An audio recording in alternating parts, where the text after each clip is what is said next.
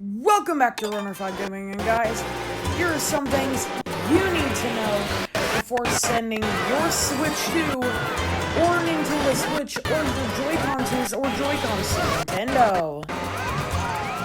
First things first, for Joy-Cons, you can just go to the normal support place, or the normal support website, and put in your Joy-Con color, what Joy-Con is, L or R, the color, what's wrong with it, stuff like that. With your console, I recommend you dig through the site a little bit. It's a bit harder to find, but it's contact us or talk with a chat bot, and then you'll get connected to an actual person after putting in a couple of details with the chatbot and stuff like that. You will probably have to have your console on you, and you'll go over some troubleshooting stuff. While you're doing that, if it does end up being a repair, one thing I do recommend is state that you don't want a replacement at all costs. That way it is noted that if you do get a replacement, you've already said that you didn't want one. Now, again, it's Nintendo. They're not going to listen to you, and there's definitely going to be really good reasons for that. So if Nintendo does replace it anyway, there's probably an extremely good reason why they did that. But this is what comes to thing number 3. Ask Nintendo to contact you if a replacement is warranted and needed, because Nintendo will do that. They will contact you when a replacement is by far the only option left. Now this has stuff to do with shipping the console, take off the Joy-Cons, take all accessories off. I didn't take off my screen protector, but I don't think that even counts. Take out the SD card if you have it, take out all the game cards, and if you have an Nintendo Switch Online, back up all your games if you have Animal Crossing. That might be a little bit harder to do, especially if your console does end up getting replaced. But if you have another Nintendo Switch or another Switch 2 or someone else that you know has it, log into your account on those stuff and load all your games on those, especially if they're virtual games, not physical. Like I did, I loaded my Switch 2 games on my brother's Switch 2, that's how I got this footage. And yeah, just download the game onto the other Switch, then download your saved data. And I'm pretty sure this only works with Switch Online, so that's one really good reason to get at least the most basic Switch Online. So yeah, that is noted.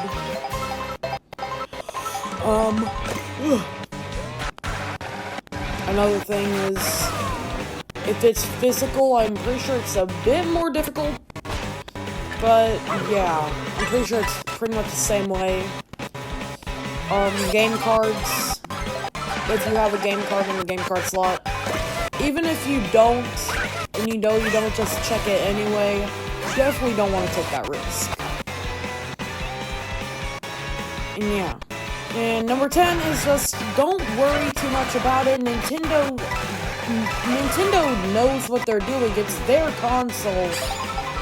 They're the ones who made it. They're the ones who have all rights to repair it.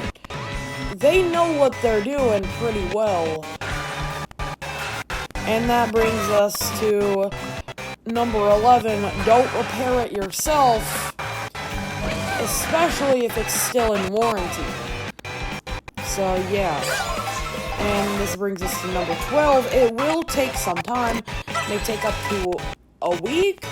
May take to 3 to 4 weeks, depending on what the issue is. what the steps are in repairing or replacing the console are, and shipping, depending on where you live, where Nintendo wants your console to go to be repaired, all that stuff. It will take time. Another thing is, if you know that issue is probably gonna get way worse, I waited way too long, because my issue did get worse. I waited too long to send mine in. But don't wait for it to get worse if the problem starts. I recommend just set it in before everything gets worse. And if it gets too bad, the console may not work anymore, even with a full-on repair. 13 is keep receipts. Basically, take pictures of the console, take pictures of the serial number, some scratches that like help you identify, yes, it's your console, and stuff like that. If you do include a written note,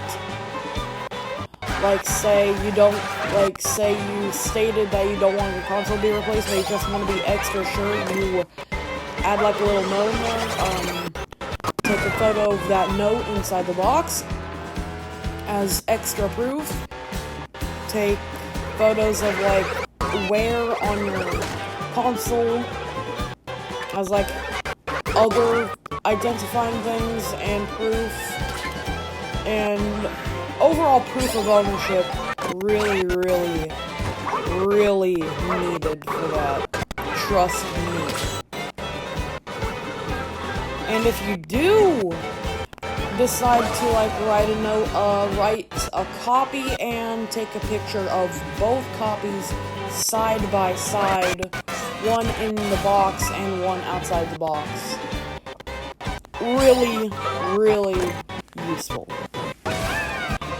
Make sure you write down your serial number for the Switch, your issues, some details.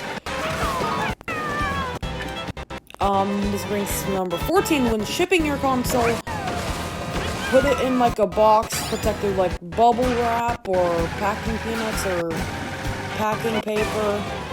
Joy-Cons, you might want to do the thing. By law, I'm pretty sure you can have max 4 in each box. I don't know where you would get 4 Nintendo Switch 2s from, but easily could have 4 Joy-Cons. Plus some, so that is one good thing to note. Like, really good thing to note. Let's see. Just for safety, this is optional, but it'd be really smart to do it. If you have payment plans, like, saved onto the console, try deleting it beforehand if possible. Now, if the console is, like, not turning on or stuff like that, don't worry too much about it, because that's literally impossible to do. So, if it's not even possible, don't worry too much about it, okay? Don't need to worry way too much about it. And other things like that is, try, if it's possible again, 2-factor authentication. Again, optional, but really smart to do.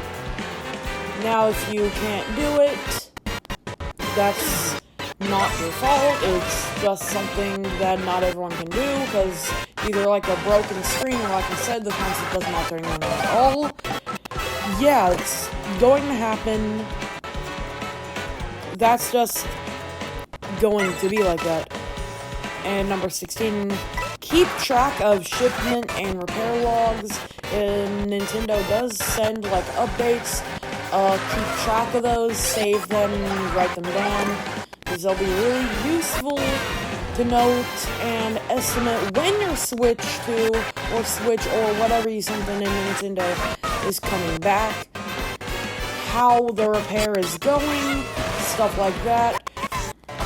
Main thing is shipping tracking numbers, repair ticket numbers and stuff like that, and other little details that Nintendo may email you while it's getting repaired as updates. I'm not sure if Nintendo does it with every single update, but it is, well, every single repair, I mean. but it is one thing to know. Another thing is, once you get it back, make sure that if it's not replaced, it's yours, because I'm pretty sure there's been reports, I'm not fully sure, but I'm pretty sure there's been some reports where people got back the wrong console, and yeah. And that brings us to the next one, where, make sure you receive your console back, whether it's the replacement console or the console itself. Make sure you actually get something, because I've recently sent in, a Joy-Con, and I've never seen anything, and, yeah, it's one thing if it's like a Joy-Con, it's a whole other thing if it's the console itself. So yeah, make sure that you get your console back, or the replacement console, which is also really important. Another thing is, if it's out of warranty, expect for Nintendo to either not accept it, which is probably not going to happen, but you might have to pay for the repair to a degree. That is one thing that probably should be noted pretty well, is it can be charged, especially even if it still is in warranty, and they determine the damage is your fault, like dropping it down the stairs or something. Another thing is, with launch models, which mine is, expect some issues, because the launch models are gonna be a tad bit worse than the normal ones, because mine has an overheating thing. There's another thing, if you forget to mention something in the repair ticket, either contact Nintendo again and get that added to the case file, or again, without written note, add that in there. Just like a little heads up of, hey, check this issue out, I forgot to mention it, or this issue had popped up since I made that repair ticket. Make sure that when you receive your console, it's working perfectly fine, no issues, because if it's not, contact Nintendo, and you may you may have a possibility for compensation, which is basically sending the console back to Nintendo for another repair. I don't know how that would happen, but it probably could, so that's just one thing I'd like to know, is that if you don't receive your console back perfectly working, I'll contact Nintendo about it, and it'll probably get done, and we could get a repair or replacement really easy.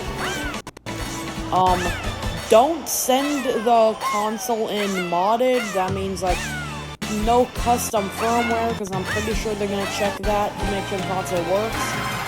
So yeah. Another thing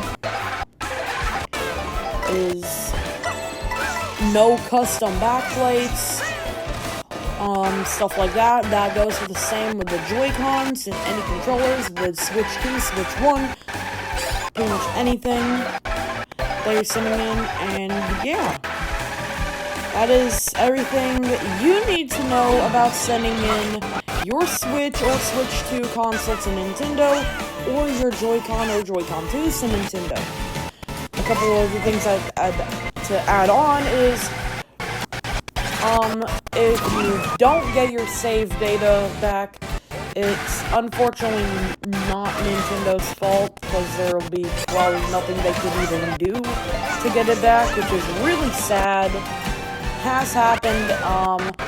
Again, one thing I'd like to know is my Donkey Kong Bonanza series is on an unprotected save file, which means it could get deleted if the console is replaced. That said, thank y'all for watching. Don't forget to like, subscribe, comment down below. And yeah, most importantly, don't forget to have a blessed day. Thanks for watching.